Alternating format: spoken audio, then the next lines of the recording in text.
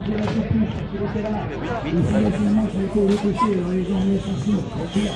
quand tu regardes ça, tu te dis, mais c'est qui ces gens? Quoi ils parlent? L'insécurité, justement, c'est eux. L'insécurité, c'est l'injustice sociale. C'est des gens qui regardent des vitrines pleines et qui n'arrivent pas à bouffer et qui, au bout d'un moment, vont se servir. C'est des gens qui t'insultent tous les matins en disant, regarde-moi ce que j'ai. Et toi, t'as rien. C'est de ta faute parce que t'étais pas capable. Mais les incapables, je les connais, je sais d'où ils viennent. Descendez sur la Côte d'Azur dans des grands hôtels. Vous verrez comment ils se comportent avec les femmes de ménage. Vous verrez aussi comment ils sont pas capables de nettoyer leur chambre. Et comment ils sont au con. Et comment, au bout du compte, au fond d'eux-mêmes, il n'y a que l'argent qui les guide. Ils croyaient être quelqu'un, comme les abrutis du Paris Saint-Germain qui disaient les Arabes dehors, qui gueulaient des cris de singes quand il y avait des Noirs qui jouaient sur la pelouse. Aujourd'hui que c'est le Qatar qui les a rachetés, ils ont vite plié leurs banderoles. Ils sont rentrés un par un, comme ça, tranquillement, en se disant, pourtant les Qatariens sont quand même à quelque part aussi des Arabes, me semble-t-il. Alors on me dit, oui mais non, tu comprends, c'est pas pareil. C'est une principauté de merde. Le Qatar n'est pas un pays démocratique. Derrière cela, on vient te bourrer la tête en te disant, mais t'as vu, ce sont des paradis fiscaux à leur manière. Parce qu'ils exploitent du pétrole, il n'y en a pas pour longtemps. Alors ils achètent. Et là-bas, les femmes et les opposants sont mis en prison, comme chez nous aussi. Derrière cela, faut-il se taire? Aujourd'hui, on ne parle plus de Maghrébins, on ne parle plus d'Algériens, de Tunisiens ou de Marocains, on te parle de musulmans, comme si on voulait une guerre, comme on dit, de civilisation, de religion. Faut dire, regardez les musulmans, moi les musulmans m'ont rien fait. Et les mecs qui sont capables de prier par terre en quittant leurs chaussures, et qui prient là où ils sont, et qui s'agenouillent par terre à ras du sol, me plaisent autant, et beaucoup plus, que ces chrétiens qui arrivent avec des prie-dieux qu'ils ont loués, parce qu'ils ont de l'argent, pour mettre leurs jolis genoux, et prier un mec qui a donné sa vie en disant aimez-vous les uns les autres, qui a jamais voulu des papas mobiles ni la Banque du Vatican, qui a jamais réclamé tout ça, qui a jamais demandé tout ça, qui a simplement marché pieds nus en se disant bon Dieu, humanité, essayez de réfléchir, tué par les pharisiens, tué par son propre peuple, assassiné, comme on dirait aujourd'hui, fusillé sur place, on appelle ça finalement mettre en croix à l'époque. Et derrière cela, les mecs, ils vont en pèlerinage. Regardez, en pèlerinage, même à Lourdes, il n'y a pas eu de miracle. Il y a eu une inondation, ils l'ont pas vu venir, pour dire où est le miracle. Dieu est à droite. Dieu est à droite, pourquoi? Parce que à chaque fois qu'il y a un tremblement de terre, c'est quand les mecs ils ont rien. Un petit pays où les mecs ont rien, ils ont des petits bidonvilles, ils sont là, avec leurs petites maisons, comme ça, qu'ils ont faites dans des bidons. C'est là qu'on fait trembler la terre. Si demain la terre, elle tremble, à Monaco, je dirais, tiens, peut-être que Dieu est devenu socialiste. D'un côté comme de l'autre, et ils me cassent les couilles, qui parlent pas de Jean Jaurès, tous les autres, là, qui se la ferment et qui se taisent. Ils ont ni son courage, ni rien. Alors qu'ils se taisent, qui parlent de pourquoi ils font de la politique. Et quand tu rentres en politique, la première chose qu'on te dit, si tu veux monter dans l'appareil politique, il faut que tu sois un tueur, il faut que tu tues l'autre et que tu marches dessus. C'est comme ça qu'ils parlent les politiciens. Avant d'arriver en haut, qu'on donne le salaire des infirmières et des enseignants à tous nos ministres, députés, sénateurs et j'en passe, à tous ces mecs qui sont des pics-assiettes de la société. C'est pas le RSA, le pic-assiette de la société. C'est ces gens-là qui montent à l'intérieur de l'argent, tel qu'ils font, qui serrent les mains là où ils font, juste pour leur porte-monnaie. C'est pas qu'on a le dégoût des politiques ou de la politique, parce qu'on n'a pas le dégoût de la politique, puisque ça veut dire organisation de la cité, que nous sommes concernés par l'organisation de notre cité, comment nous allons vivre ensemble, qu'on est 6 milliards de gens sur la Terre, que nous sommes citoyens de l'univers, qu'on pourrait voyager sans papier, sans passeport, parce que chaque être a le droit de se déplacer sur la Terre quand on est un être humain, parce que ça prend du temps et que c'est important. Tout ne se fait pas en préfecture. Et tous ces gens qui sont venus travailler ici, ils ont travaillé parce qu'on les a appelés, parce que ça fait la richesse à Bouygues, j'en passe. Aujourd'hui, ils ont fait des gosses. Alors c'est les gosses qu'on accuse, parce qu'ils n'arrivent pas à se retrouver dans cet immense bordel. En périphérie, la drogue, pourquoi elle fonctionne? Parce que tous les mecs du Vésinet ou d'ailleurs, la petite bourgeoisie latente, s'envoient en fumette comme ça, et puis on retrouve ça dans des grands cocktails de riches, et on va se servir en banlieue, à Marseille ou ailleurs. On n'arrête pas. Le vrai, celui qui a l'argent, celui qui possède, celui qui tue, celui qui fait disparaître, celui qui fait tuer comme il veut, quand il veut. On prend des gamins de 12 ans pour faire les guetteurs, parce que le gamin il gagne 100 € par jour, et que ça nourrit toute la famille. On va quand même comprendre quelque chose, qu'on vit dans un monde d'argent, et que les gamins ils regardent les vitrines pleines, et qu'ils pourront jamais s'acheter ça. Alors ils sont capables de déborder à tous les niveaux, parce qu'ils se disent pourquoi pas moi. Il faudrait leur dire à quelque part, que ce n'est pas l'argent qui fait l'homme. Mais comment veux-tu que je te dise? Comment veux-tu que j'explique? À 60 ans, viens plus m'emmerder maintenant. À 20 ans, me disais-tu, verras quand tu auras 60 ans, j'en ai 60. Maintenant on me dit tu verras quand tu auras 80 ans. Quand j'en aurai 100, on me dira tu verras quand tu en auras 110. Je monterai sur un tonneau pour leur dire merde comme j'ai envie de leur dire merde. Comme j'aurais passé ma vie à leur dire merde pour pas suivre leur chemin parce que je les emmerde. N'oubliez jamais que ceux qui ont des matraques comme ça et ceux qu'on appelle CRS sont jamais que des fils de prolétaires qui n'avaient plus de boulot. Et c'est la seule chose qu'ils ont trouvé. Alors on leur vide la tête jusqu'à quand ils se retrouvent dans une manifestation à charger leur propre père. Parce qu'il n'y a pas le choix au nom de la nation, de l'État et de tout ce qu'on pourra dire. Quand tu regardes tout cela, tu te dis au fond de toi-même, bravo! Comment se fait-il? Alors c'est vrai que derrière cela, nous sommes juste un peuple, et que les peuples se ressemblent, et que ça prendra du temps et du temps. Ne brûle pas trop ton argent, même c'est peut-être bien de le brûler, mais si on en a besoin, c'est bien de l'avoir. Parce qu'on va pas jouer les Gainsbourg non plus, surtout pas en pleine rue. Mais derrière cela, je me dis au fond de moi-même, pourquoi on en est là? Je ne sais pas. Peut-être qu'il faudrait brûler nos papiers, nos passeports, je ne sais pas. Peut-être qu'il faudrait faire autrement ou autre chose. Mais derrière cela, fais gaffe parce qu'après, si on le prend pour Allah, ça va chier pour moi. Mais je me dis au fond de moi-même, nous sommes quand même une vérité. Moi, je suis un homme seul, mais je vais au bout de ma solitude dans le sens que j'ai besoin de vous, dans le sens que l'humanité, c'est nous. Et qu'on doit construire ce monde incroyable. Un bébé, quand il naît, c'est juste un bébé. Et ce bébé, il est ni raciste, ni rien. Il est là, il est bébé.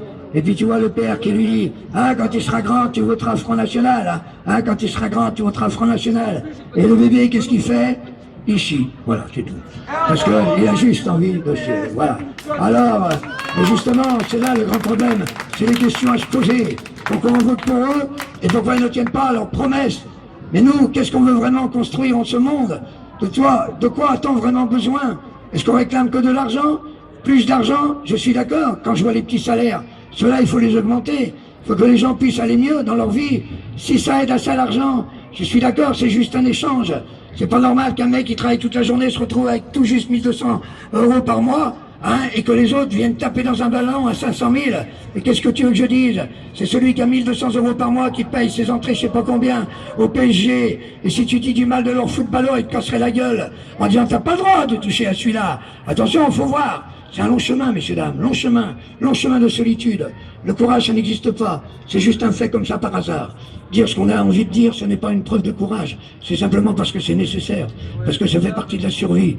Et puis quand tu apprends à ne plus avoir peur de la mort, tu t'aperçois que c'est pas la mort qui est grave. C'est la vie qu'on a ratée. C'est tout ce qu'on n'a pas fait, tout ce qu'on n'a pas pu dire, tout ce qu'on n'a pas construit. Je préfère au bout du compte qu'on se rappelle de moi dans ma voix, dans mes chansons. Et mes petits-enfants, ce que je leur apprends, c'est que leur grand-père, eh ben, il avait des choses à leur raconter quand il revenait même d'Aurillac. Il leur disait tout ce qu'il avait à leur dire. Et qu'ils entendent bien ma voix et qu'ils s'en rappellent. Et qu'ils disent un jour, ah, si tu avais vu mon grand-père, ça me touche. Beaucoup plus de savoir quel meuble j'ai. Tu vois la manière qu'on pille les meubles des vieux, comment on vide les appartements quand ils sont morts, comment on revend tout ça juste pour la thune, comment on vide les appartements, les petites maisons, les petits trucs, parce que ça fait de la thune. Et puis après, tu vois, le seul mec qui a plus rien. Et quand t'as grandi dans une maison d'enfance et que tu te rappelles la maison où t'as grandi, des fois t'as pas envie de la vendre. J'ai un ami, moi, qui habite sur l'île Dorée. C'est un type fabuleux. Il a hérité de la maison de pêcheur, de son arrière-grand-père et de son arrière-grand-mère. Et ça allait comme ça. Sauf qu'aujourd'hui, il est imposant sur les grandes fortunes à cause de tous ces connards qui sont installés là-bas et qu'on fait flamber les prix. Et lui, il ne reste plus qu'un seul choix, c'est de vendre sa baraque. Sinon, on va lui la saisir parce qu'il ne peut pas payer les impôts locaux et les autres impôts. C'est quand même incroyable, la manière qu'on a de virer les gens juste par l'argent. Alors c'est pour cela que c'est un très long chemin. Et puis finalement, au bout du compte, je n'ai jamais renié ni mes 14 ans, ni même mes 5 ans, ni même mes 60. Je me pose la question sur mes rêves de gosse. Et ces rêves de gosse, je ne les trahirai jamais. Parce que quand je prenais mes amis par le cou, et qu'on était en train de courir comme ça dans le peu de nature parfois qu'on avait, et qu'on se disait qu'on était les meilleurs amis du monde, c'est là que j'ai rêvé le plus dans ma vie. C'est là que j'ai eu le plus d'émotions. C'est là que j'ai été le plus fidèle avec moi-même, en me rappelant tout ce qui était possible et inimaginable. C'est pas dur d'être chanteur, c'est simplement un fait, comme on est boulanger ou comme on est charpentier. Je sais très bien qu'on a besoin plus de charpentiers que de gens qui viennent chanter dans la rue, mais n'empêche qu'on fait partie de l'ensemble, et n'empêche que cet ensemble existe ensemble. Messieurs, dames, vous avez tout dans les mains. Messieurs, dames, vous pouvez tout partager. Le travail, et j'en passe. Travaillez moins, faire gaffe à vos gosses. Essayez de comprendre pourquoi il y a 6 milliards de gens sur la Terre. Dis non au patronat d'un seul coup. Je rêve qu'on dise d'un seul coup que tous les gens se lèvent, que tous les syndicats du monde, mais ils n'en sont pas capables, se lèvent en même temps en disant nous allons faire une grève internationale. et nous allons tous arrêter de travailler au même moment dans le monde entier. On verra des gamins de 6 ans qui sont en train de coudre des pompes que nos enfants achètent dans les supermarchés de leurs 6 ans. Pourquoi? Pour même pas 10 € par mois, pour essayer de nourrir la famille, parce que ce sont des familles nombreuses. Parce que quand je vois que des mecs, ils vont chercher dans certains pays des yeux, des organes, pour des greffes d'organes pour leurs gamins. Moi je dis que celui qui les vend est un salaud, mais celui qui les accepte en sachant pertinemment d'où ça vient est un salaud aussi. C'est pour ça que dans certains pays, tu croises des fois des petites filles, des petits garçons à qui il manque un œil. C'est le plus âgé de la famille qui a donné son œil ou son foie ou tout ce que tu voudras, juste pour que la famille puisse survivre. Ils savent très bien comment ils font, ces vendeurs d'organes, comme ces vendeurs d'armes. Je préfère mourir seul et tranquille et paisible, en me disant que je voulais pas de ça, que je ne suis pas né dans le monde que j'aimais, mais qu'à travers tout cela, il fallait que je me batte dans un monde que je n'aimais pas, pour essayer de faire comprendre aux gens et de comprendre moi-même pourquoi la vie, c'est simple, que c'est rapide, et que ça ne dure pas longtemps, et que c'est l'acte le plus beau. Quand on dit à un enfant, regarde comment il est mignon, regarde, il vient de naître, on lui donne la vie, et puis après, qu'est-ce qu'on lui dit? On lui dit maintenant, eh ben, tu vas la gagner, ta vie, il y a quelque chose qui va pas à l'intérieur. C'est pour cela aussi au niveau purement social que je suis pour le salaire des étudiants, pour que les mecs puissent étudier et qu'ils choisissent le métier qu'ils aiment, ce qu'ils ont dans les tripes, ce qui leur fait plaisir vraiment à l'intérieur d'eux-mêmes. Et quand ils ressortiront médecins ou qui tu voudras, eh bien ils ressortiront avec ce qu'ils aiment et qu'on les aide. Et quand ils seront ceux-là, ils nous le rendront. Et comme ils nous le rendront tous ensemble, c'est pour cela qu'il ne faut pas les laisser tout seuls courir sur des pelouses quand ils ont des seringues. Il faut que ce soit les parents qui aillent les chercher, pas les éducateurs, et qui prennent leur enfant dans leurs bras en disant qu'est-ce qui se passe, dis-moi ce qu'il y a, qu'est-ce qui se passe, pourquoi ça va pas comme ça. Faites attention à vous, jeunesse, ils feront tout pour vous assassiner, comme on a assassiné les Indiens, en leur balançant l'alcool, en les empêchant de vivre, et en tuant leur plus beau rêve, qui était un rêve de partage. Ils savaient ce qu'était la terre, ils faisaient attention à chaque goutte d'eau, à chaque chose qu'ils consommaient, parce qu'ils savaient qu'ils en avaient besoin juste après, et que les générations après en auraient encore besoin. Ça s'appelle la vie, messieurs, dames, et c'est un acte merveilleux, et c'est nos parents qui nous la donnent. Et à travers tout cela, quand ils nous l'ont donné, alors on doit quelque chose à nos gosses, mais on ne doit pas leur apprendre la parodie du monde. On doit leur dire, tu sais, maintenant on va se battre ensemble pour essayer de faire que les choses changent un tout petit peu. Je suis peut-être un utopiste, mais parfois je suis fier de l'être. Quand je vois ceux qui ne le sont pas, les réalistes, soi-disant réalistes, alors qu'ils ne le sont pas du tout, m'emmerdent. Les économistes aussi, avec leurs 0,02%, parce que la bourse est effondrée. Et bien que la bourse s'effondre complètement, et que finalement, au bout du compte, on en finisse avec cet acte barbare qui s'appelle tuer les gens au niveau d'un stress. Chez nous, on les tue pas comme ça avec des fusils, on les tue au niveau du stress, on les empêche de vivre. Et puis tu sais, quand tu vas beaucoup plus loin, quand tu voyages dans le monde entier, même en ce moment, si dans les pays des Maghreb ça pète, tu verras comment tu es reçu par les gens. Et tu verras qu'à chaque fois, la seule question, c'est où c'est que tu as mangé et où c'est que tu dors. Et pourtant, ces gens-là n'ont pas grand-chose.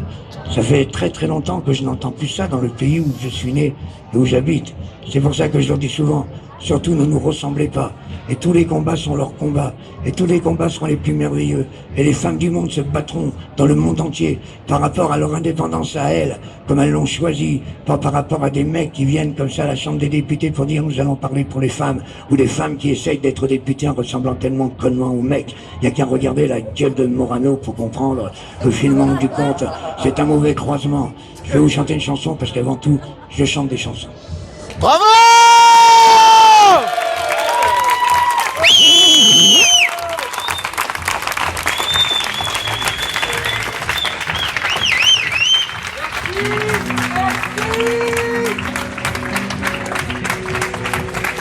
Coréac, c'est surtout ça. Hein.